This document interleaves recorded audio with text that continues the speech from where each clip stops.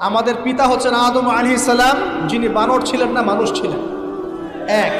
আর দুই নাম্বার, আমরা এই দুনিয়াতে বিবর্তনবাদের মধ্য দিয়ে আসি নাই, সরাসরি জান্নাত থেকে আসছি। আল্লাহ পাক আদম আলাইহিস সালামকে জান্নাত থেকে দুনিয়াতে পাঠিয়েছে, জান্নাত থেকে সরাসরি দুনিয়াতে পাঠিয়েছে।